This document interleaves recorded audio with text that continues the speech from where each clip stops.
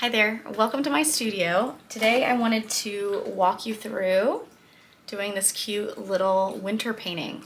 So this is actually a step-by-step painting tutorial where by the end of the video, if you want to paint along, you can paint your very own version of this painting. This is actually my very first YouTube video, and if I'm being totally honest, I'm super nervous and terrified. So I thought I would start with something kind of easy and walk you through painting. So that's something I feel very comfortable with. I've actually taught this particular painting multiple times. I used to teach art classes online and teach classes in person, and so this is a painting that I'm really familiar with. We are also having a crazy snow day today. We have 11 inches of snow at my house, so I thought it would be the perfect time to do like a snowy little winter painting. So I'm gonna walk you step by step through the process. I'm gonna show you all of the materials that you would need if you want to paint this painting at home. So to create this painting, you're going to need something to paint on. I've decided to use a little 8x10 canvas because this is what I have available. My canvas is a gallery wrapped canvas, so it has kind of thicker edges. You could also use a canvas board. You could use a thick piece of paper like cardstock. I don't generally like to paint acrylic on cardstock or paper as well as I like canvas, but if you're just wanting to play around and experiment, you definitely could. The other option that's pretty inexpensive is canvas paper. So it's flat like paper, but it is that canvas texture, and I think it just works a little bit better with the paint. And then for the actual paints, I'm using acrylic paint today. That is what I like to do for my classes, especially if you're a beginner. I really recommend acrylic because it's very forgiving. You can paint over it if you make mistakes, and it's pretty fun to work with. So you'll just want a couple different colors of blue or purple or whatever colors you want your sky to be. So really that could be any color. You could use green, you could use just one shade of blue. You know, you can kind of get creative with it. I do recommend a color that's on the darker side so that then when we go to paint our white trees, they're really going to stand out. So I have two different blue tones and a purple just to give it a little bit more variety. And then I also have white. You'll need white for your trees. So this is palette paper. If you don't have palette paper at home, you could use a palette, or a lot of times I'll just use a paper plate. Just put your paint out on a paper plate so it's easy and you can just throw it away. If you have kids and you're painting with kids, definitely put their paint on a paper plate and throw it away when you're done so you don't have to clean it. And then this painting, I'm just using two brushes. You could really probably get away with one brush if you were a little bit more advanced. If you're a newer painter, two brushes is probably gonna be easiest. I like square brushes or brushes that kind of have like a flat top. So I have a bigger brush to paint in the background and a smaller brush for the details of the trees. So if you want to paint along with me, you can literally go step by step. I'm going to be painting in real time so you can see how I paint everything. I just want to point out that I paint pretty quickly, so if you need more time, pause the video, take as much time as you need to paint, and then you can push play and move on to the next step when you're ready. So I am going to jump right into painting my background here, and the main thing is I'm going to be using up and down brush strokes to cover the whole background. So I have my bigger brush. I'm using a square, and I'm just dipping in my cup of water, and I'm going to pick one of my blue colors to dip my brush into, and I'm just going to pick one side, and I'm going to start doing up and down brush strokes. And you can go all the way down to the bottom if you want. I am going to cover the bottom with snow, so I'm not going to go all the way to the bottom or worry about if it's all the way at the bottom. I like to paint, since I'm using a canvas here, the top edge and the side edges of my canvas as well.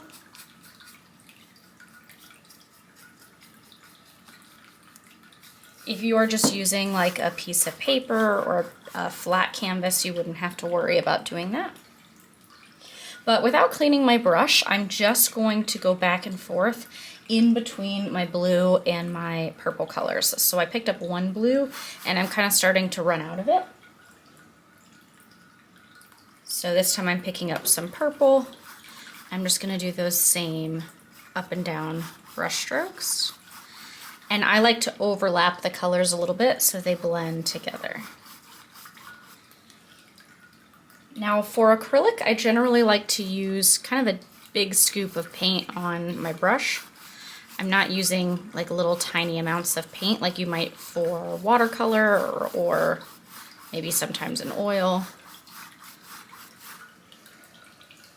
You'll know if you don't have enough paint on your brush because you'll be able to see kind of the canvas or the paper texture through, and it'll look really kind of streaky. So I want to have enough paint to actually fill in the canvas. I don't really use a lot of water to paint. I might wet down my brush when I start just to kind of loosen up the bristles, but I'm not spreading this with water. This is actually paint that's covering the canvas. So you can see I kind of have a scoop on there.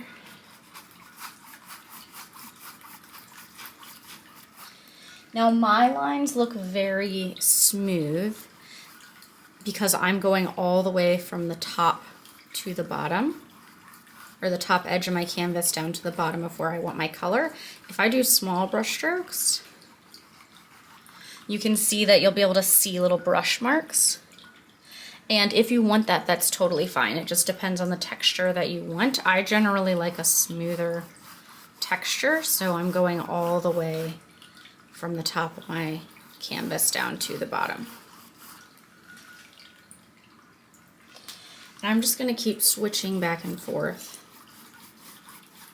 between these colors. You can do smaller stripes or bigger sections, and generally having kind of some variety in there is going to make it look the best. So I just did like a small purple section next to maybe a bigger blue section. I might add some more purple back in there.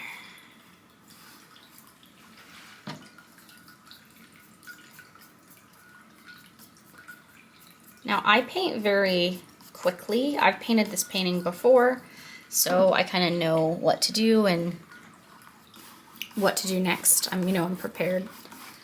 If you are new to painting or new to this painting, it might take you longer to fill in.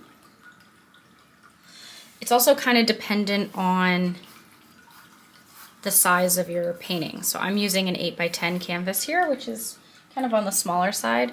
If you were doing a really big canvas, then this would obviously take you longer.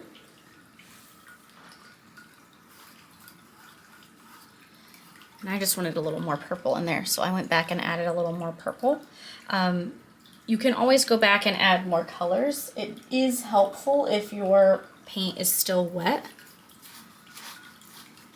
So let's say I had been working on this for 20-30 minutes. If this paint on the side had started to dry and then I tried to put more paint on top of it, it would look kind of streaky. It wouldn't blend in as well because I'd be putting a wet paint over top of a dry paint.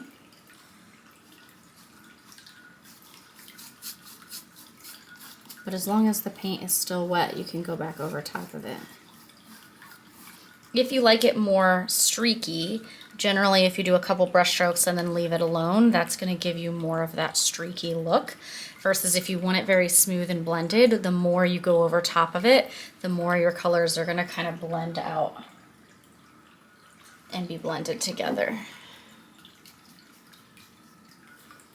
I'm just going to paint this side here.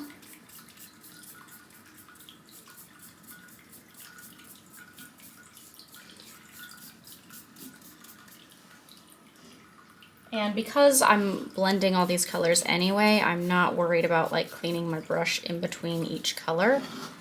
Having a little bit of that leftover color in there is just helping it to blend. So you can take as much time as you need to blend the blue and purple colors. An optional step is if you want any areas to be lighter, you could add a little bit of white on top. I don't like a lot of white because I'm going to use white in the bottom and I'm going to use white for my trees. I really want them to be able to stand out. So we do want a darker color in the background to give it a little bit more contrast. But I do want to add some little snowflakes in here. So I'm going to take my brush and clean it out. So this time I want to rinse it out so there's no glue in there. I'm going to show you on my palette here. So my brush is clean and I'm going to put a little puddle of water on my palette. And my water has a little bit of blue in it, that's okay.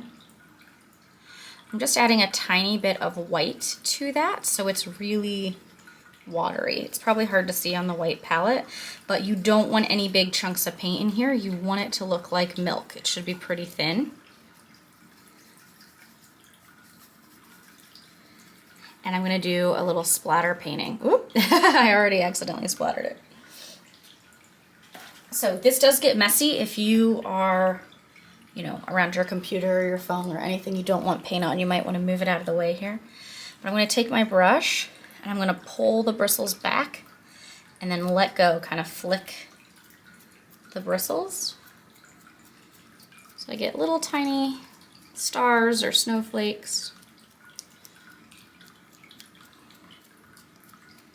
Kind of all over the background.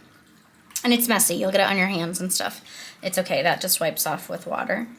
But watch out for, you know, your electronics, or if you have a nice table, something like, or nice tablecloth. It's hard to get off of harder surfaces, or sorry, softer surfaces like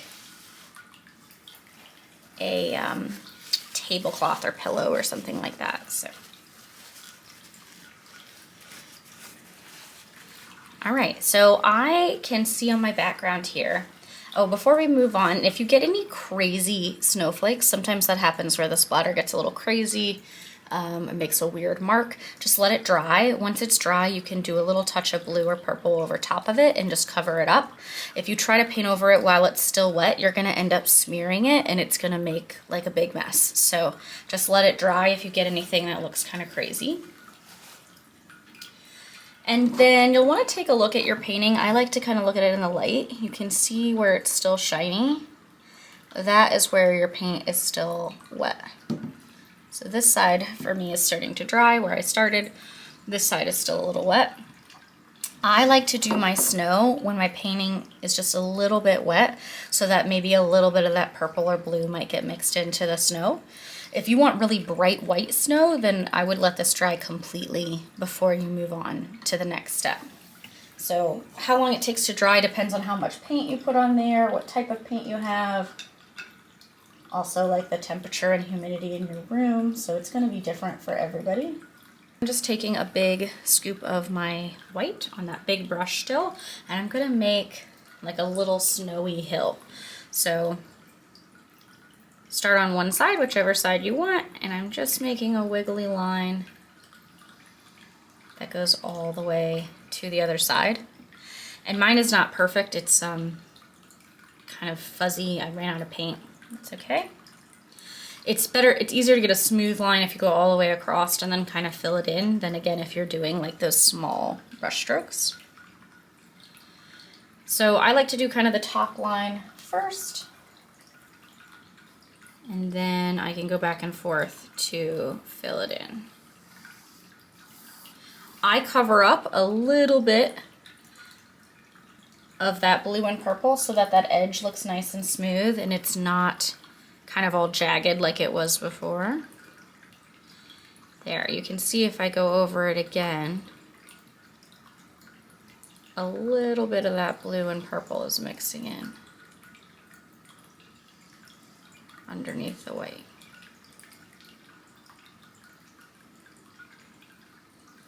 And that's kind of the look that I like.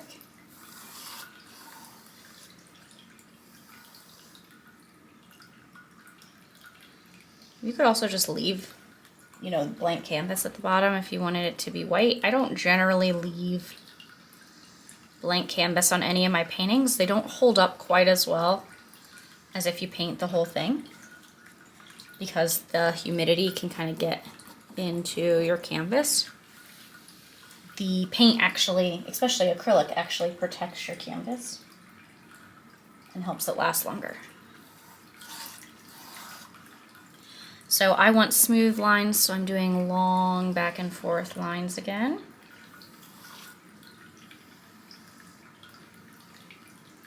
Okay. I'm painting the sides a little bit too. All right, now if you wanted to make it a little bit easier to do your trees, I would let this dry. I'm feeling brave, so I'm gonna go right in to paint my trees on top. But especially if you're a newbie, I would let this dry a little bit so you don't have to worry about accidentally smudging the white when you go in to do your trees. So pine trees are my favorite trees for beginners because they're actually pretty easy, and I just love pine trees in winter paintings too. I think they're really pretty. So I prefer, you can really use any type of brush, but I prefer a square brush or something with kind of a straight top. This brush is actually angled. This is just what I had laying around, so this is what I'm using. But yeah, a square or kind of an angled brush I think is a little bit easier than a round brush, and I'll kind of show you why here. But the main thing about this brush, if it has like that angle, or a straight edge like a square, you can turn it sideways to make a skinny line, or you can turn it and make a wider line. So I'm going to start by making some skinny lines where I think I want my tree trunks to go. And I'm dipping that brush in a little water and a little bit of white paint. When I'm trying to make skinny lines, I do add a little bit of water to the paint because it helps kind of smooth it out. Well, this brush is not the best. It looks like, we'll see, it's looking a little fat, so I think it's kind of old. The bristles are not sticking together. But I'm just gonna start at the top wherever I think I want that tree to go and make a line that goes down. So this is marking out how tall I think I want my little winter trees.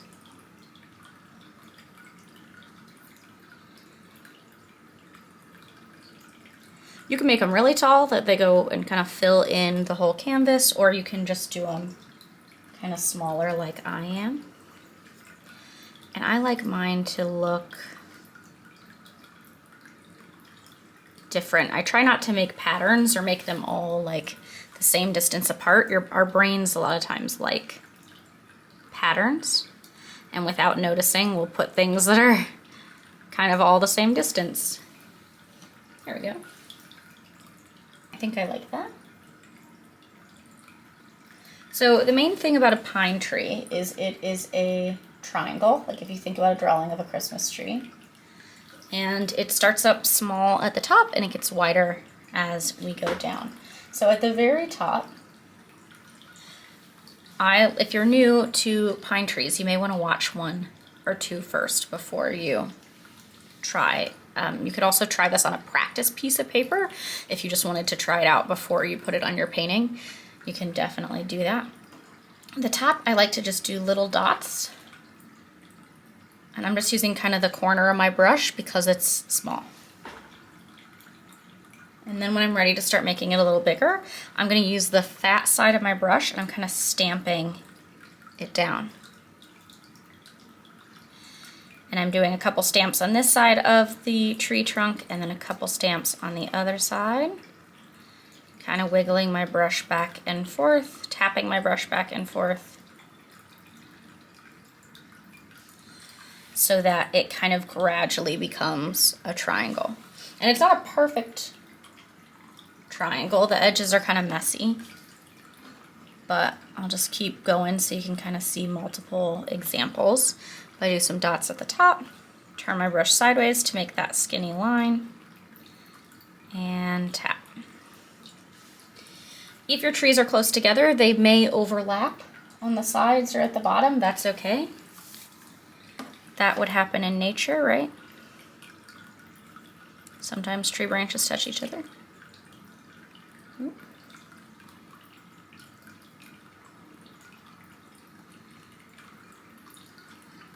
You can see mine's mixing. I don't know if you can see that on camera actually. In real life, that's mixing with a little bit of purple because my background is still wet. So if that happened to you, you can always go over it with a little extra white once it's dry to make it really nice and bright. Little tiny baby tree.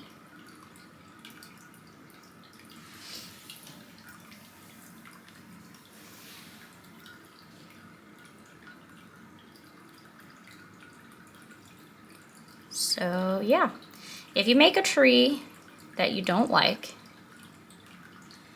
the great thing about acrylic is there's no such thing as a permanent mistake. You can always paint over it. So the main thing is if you make a mistake, just like I said with the kind of snowflakes in the background, if you get something that you don't like, you want to let it dry. You can speed up the drying process with a hair dryer if you want to dry it really fast, or you can just let it dry on its own. Once it's dry, you can paint over top of it and try it again. So if I messed up a tree, I would let it dry. I would paint over it with my background color, and then I would do it again. Depending on how thick your background colors are, you might need 2 coats of paint, which is totally fine.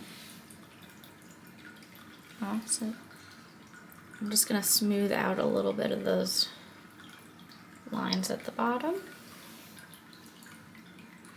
And I think that is just about it. I've got my little winter trees. I'm gonna make a couple kind of bigger snowflakes for maybe like stars. To do that, I'm gonna use the handle of my brush. The paint's peeling off. I'm gonna use the handle of my brush here. So you'll wanna pick a brush that kind of has a smaller handle, and I'm dipping it in my white paint, and then I'm just very gently gonna tap. Just barely touching. I like the brush because it makes a perfect circle. But normally that one's not. Or the end of the brush, because it's actually easier than doing it with the brush part.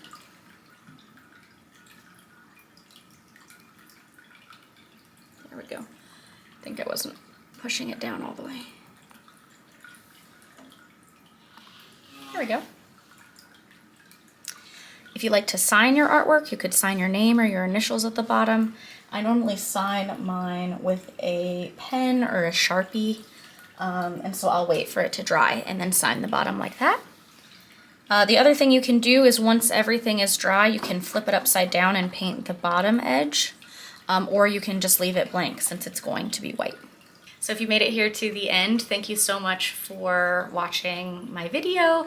Hopefully you got to have some fun. Maybe you got to do a little bit of painting. If you did do some painting, make sure that you let me know in my Facebook group, or you can email me. I'd love to see your painting and what you create. You could also let me know in the comments what kind of videos would you like to see next. This is my very first video, and I'm excited to be sharing more with you in the future. Thanks so much for joining me today. See you soon. Bye.